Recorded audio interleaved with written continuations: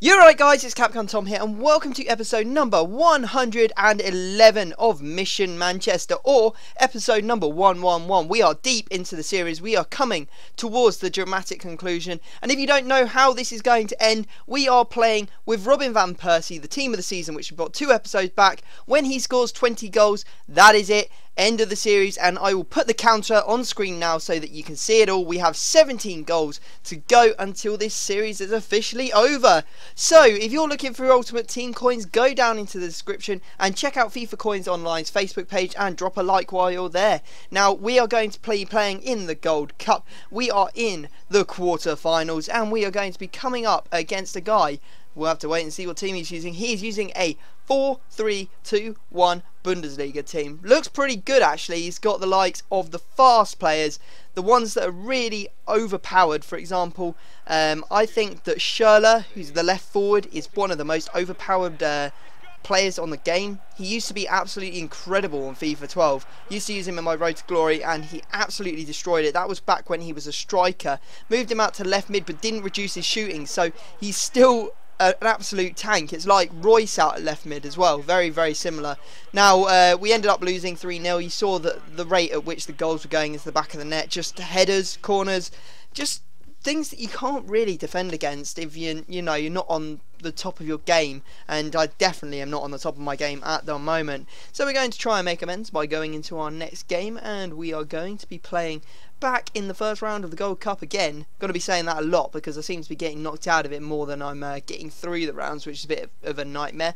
And we're playing against a 4-3-1-2 BPL team, and he's got informed Van Persie, Mayuka. He's also got a pretty strong looking midfield with Nasri, Yaya Toure and Sessegnon.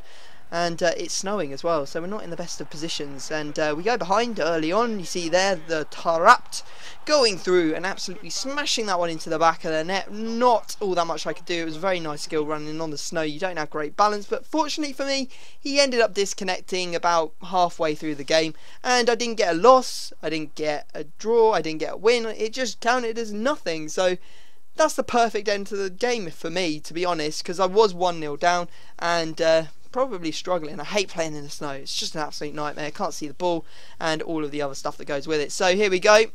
We're going to be starting that tournament again, and we're coming up against a 3-5-2 Brazilian team. Classic. It's got Dede, Felipe Santana and David Luiz at the back, with Wellington and Pato up front, Hulk and Michel Bastos on the wings, and the typical very, very strong CDMs. Now, he did some good work against me actually. You see him going through, and Alexandra Pato slipping it under De Gea, who's actually going for a walk and probably going to the showers, I hope, because he really should have done better there.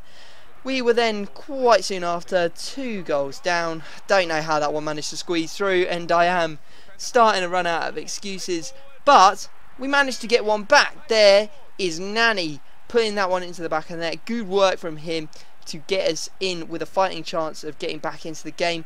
Even managed to score one with Rooney. Here it comes, boom, right into the back of the net at 86th minute. Not much time left. Thought we would have to go into extra time, but as you can see, the classic thing happens immediately from the kickoff, and this is no exaggeration. From the kickoff, you are the most powerful player on the game. It is absolutely ridiculous. The opponent's team will play like absolute poop, and there you go, you saw it happen to me. I scored, I conceded immediately. And don't think that's the only example I've got in this episode of this happening. I will point them all out to you because it is absolutely ridiculous how many times it happens and how often it happens. So we do end up losing that 3-2, and not the sort of result we're really looking for. We were hoping to do a lot better. But there we are, back at the start of the Gold Cup.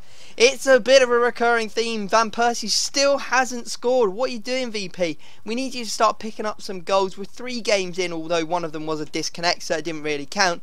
And you still haven't scored, man. You should be getting at least 1 goal per game. That's really what I'm expecting from him. Now we're going into another game, and he is using actually what I think is a very interesting team. He's using a full Croatian team except for Cicinho, who's playing right back, getting that strong link into the Sevilla player at the centre mid position. So Croatian team takes the lead. A P-roller from Luka Modric there puts them into the lead. However, I told you the kickoff is overpowered, and it's my turn to strike. You see here that we go through. Nice work from Cleverly here to go in and out, cutting back inside and putting Robin van Persie through, who takes our tally down to 16 goals before the end of this series.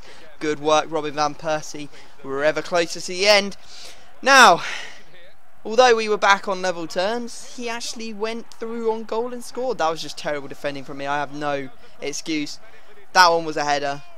I have no excuse. I really should have closed him down or marked the man in the middle. One of the two. And then this one I do have an excuse for.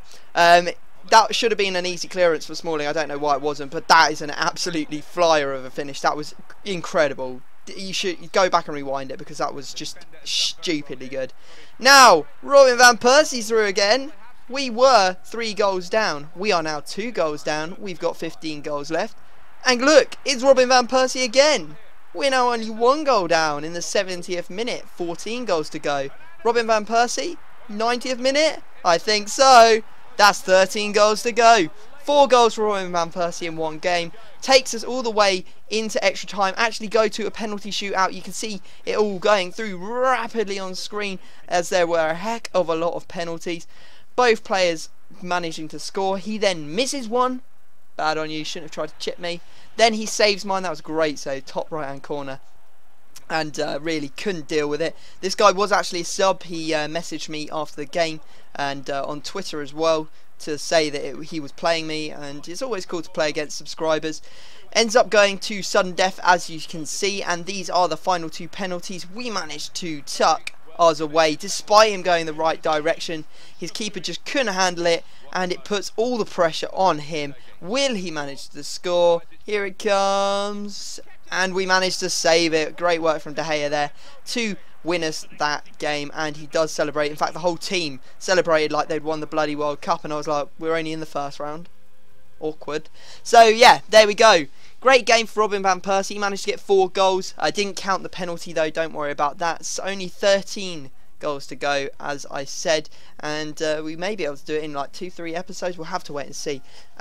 Depending on the rate at which Robin van Persie scores, it's all up to him. Now we're in the quarterfinals of the Cup, and we come up against a Korean team, and it's got Sun, and it's got Anino, and it's got some other Korean looking guys, I guess, who are always a nightmare to play against, no matter what team you're using. And he took the lead.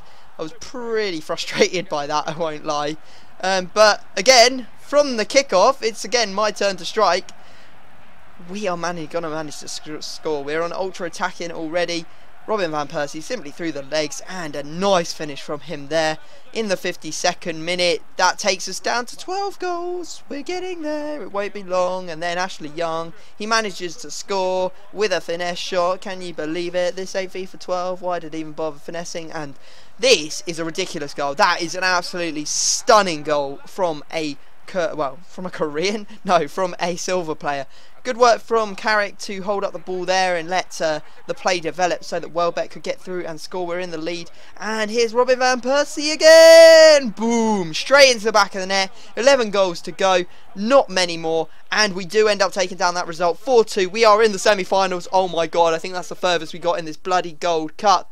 Let's hope that we can win it in the next episode. That is one of our things to check off our list, is to win the Gold Cup, hopefully, before Robin van Persie scores those 11 goals that he's got left. So, guys, I hope you have enjoyed the episode. Please drop it a like. That would be absolutely amazing. But other than that, I'm going to have to leave it there. And I will see you all next time.